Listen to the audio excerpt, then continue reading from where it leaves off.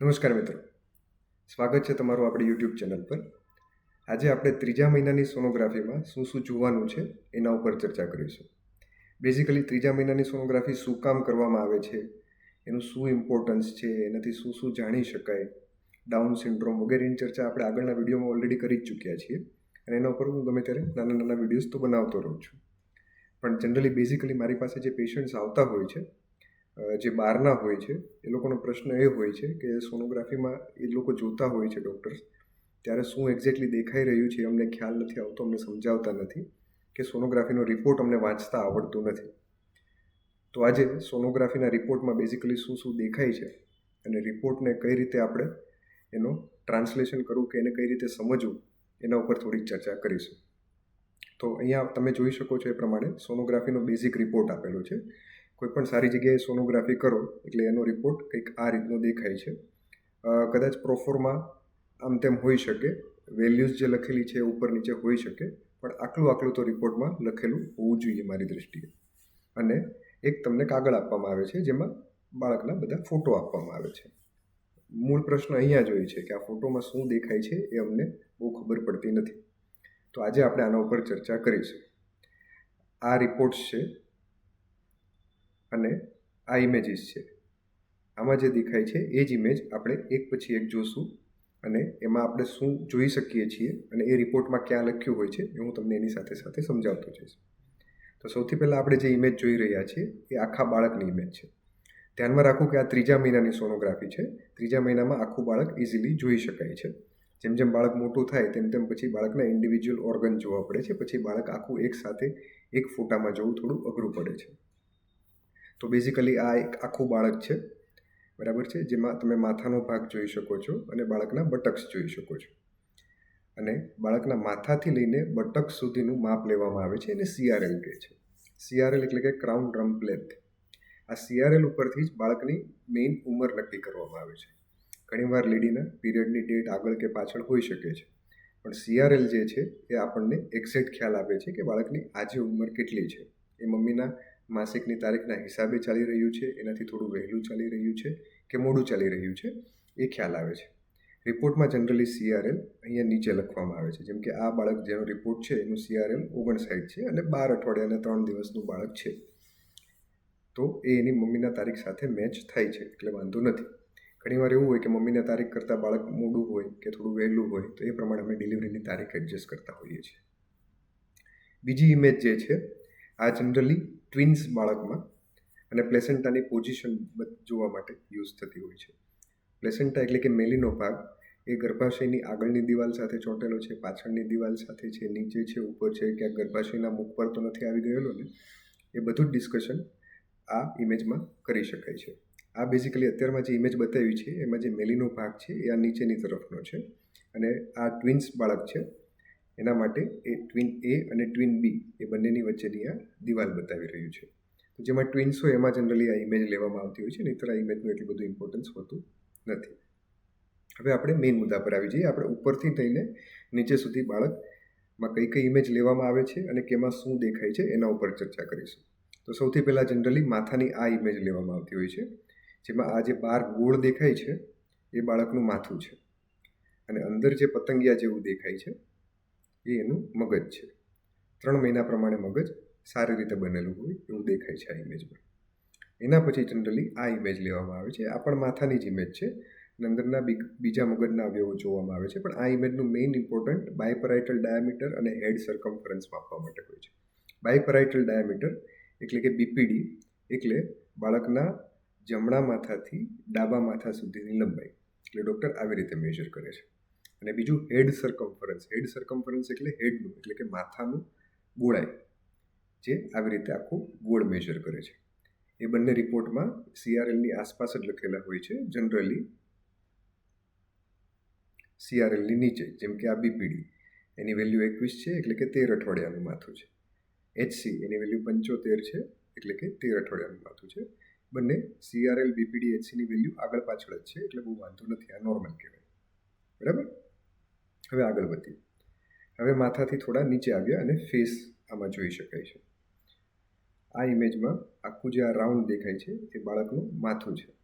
આ કપાળ આ નાક, ઉપરનો હોઠ, નીચેનો હોઠ, દાઢી, ગળું અને છાતી.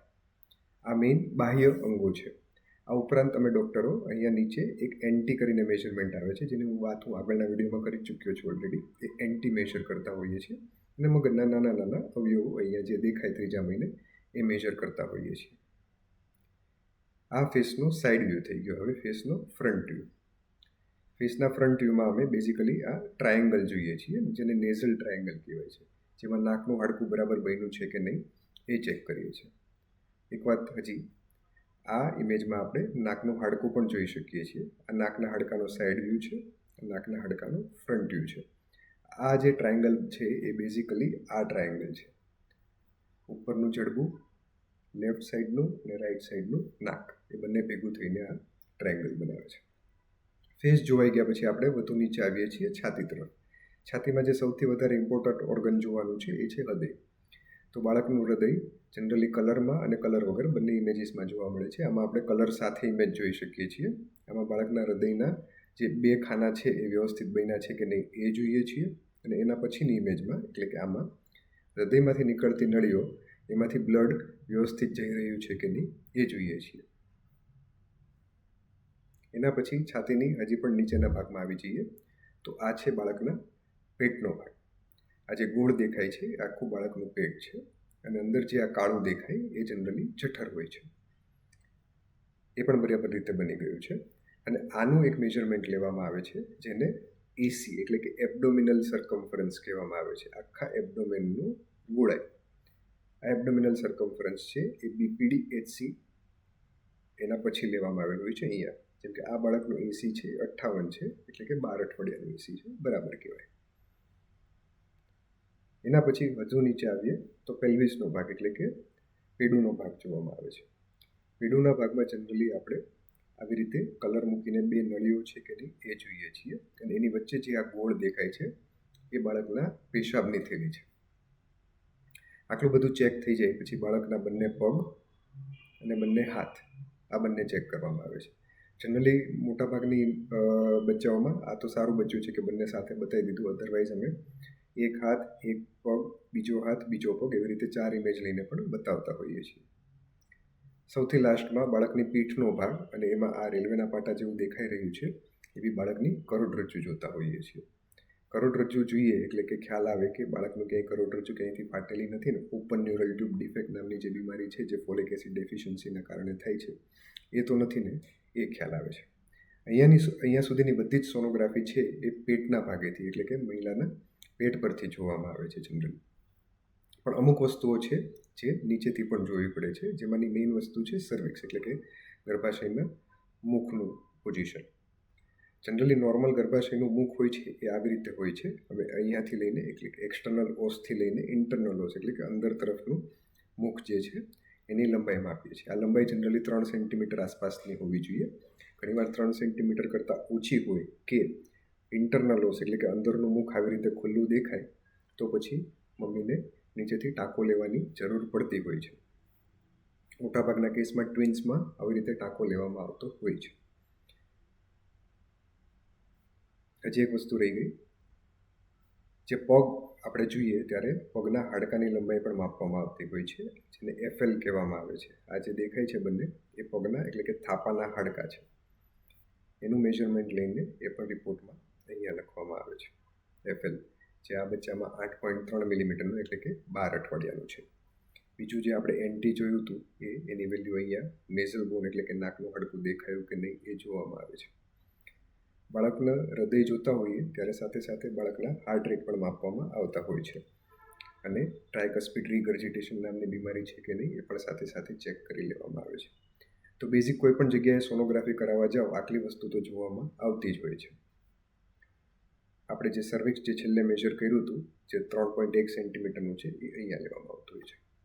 આ ઉપરાંત પણ અમુક એડવાન્સ સેન્ટર હોય છે એ બીજી બધી વસ્તુઓ જોતા હોય છે, જેમાં એ પ્રેડિક્ટ કરતા હોય છે લેફ્ટ અને રાઇટ યુટ્રાઇન આર્ટરીનું પ્રેશર માપીને કે આગળ જતાં મમ્મીનું બીપી છે એ વધવાની શક્યતા છે કે નહીં, કે પછી બાળકને અહીંયા જેમ રિપોર્ટમાં લખેલું છે એમ ડક્ટસ વિનોસસનો ફ્લો કેવો છે, અંદરની બીજી બધી એક્ટિવિટી કેવી છે, એ બધું જોવામાં આવે છે. પણ બેઝિક કોઈ પણ સારી જગ્યાએ સોનોગ્રાફી કરાવો તો મિનિમમ આટલી વસ્તુ જોયેલી હોય તો ખૂબ સારું પડે. છેલ્લે ઇમ્પ્રેશન એટલે કે ફાઇનલ રિપોર્ટમાં લખવામાં આવે છે કે આ બાળકની ઉંમર 12 અઠવાડિયા 1 દિવસની છે અને એજ અસાઇન એઝ પર LMP મતલબ મમ્મીના તારીખ પ્રમાણે આ બાળકની ઉંમર મેળ ખાય છે. જો આ મેળ ના ખાતું હોય તો નોટ અસાઇન્ડ એઝ પર LMP બટ બાયોમેટ્રી એવી રીતે આવે, એટલે કે બાળકની તારીખ પ્રમાણે, બાળકની ઉંમર પ્રમાણે મમ્મીની તારીખ એડજસ્ટ કરવામાં આવેલ છે. પ્લેસેન્ટાની પોઝિશન, બાળકની આસપાસનું પાણી બરાબર છે કે નહીં, અને ડોપલર એટલે કે યુટ્રાઇન આર્ટરીસનો બ્લડ ફ્લો કેવો છે એ પણ આ રિપોર્ટમાં લખવામાં આવ્યું હોય છે. તો આવી રીતે આખો રિપોર્ટ સમજી શકાય છે. આમ છતાં કંઈ પણ ક્વેરી હોય કે તમને કોઈ રિપોર્ટ ના સમજાતો હોય તો તમે અમારા કોમેન્ટ સેક્શનમાં કમેન્ટ કરી શકો છો. આ ઉપર વધુ માહિતી આપવામાં મને ખૂબ આનંદ થશે. આશા રાખું છું કે તમે તમારો રિપોર્ટ હવે જાતે સમજી શકશો. આ વિડીયો જોઈ અને સાથે સાથે કમ્પેર કરતા જવાનું, એટલે તમને વિડીયો સમજાઈ જશે, તમારો રિપોર્ટ સમજાઈ જશે. અને બીજું, ઘણીવાર એવું હોય છે કે એન્ટી એટલે કે બાળકના ગળાની પાછળના ભાગની વેલ્યુ થોડી વધારે આવે, કે બાળકનું નાકનું હાડકું ના દેખાય કે બીજો કોઈ પ્રોબ્લેમ દેખાય તો ડૉક્ટર્સ આગળના રિપોર્ટ કરાવવાની સલાહ આપતા હોય છે, જેમ કે ડબલ માર્કરનો રિપોર્ટ કે NIPT રિપોર્ટ. એના ઉપર પણ આપણે વિસ્તૃત ચર્ચા કરેલી છે આગળના વિડીયોઝમાં, તો એ પણ તમે જોઈ શકો છો. આશા રાખું છું કે તમને આનંદ આવ્યો હશે. Thank you very much. આભાર.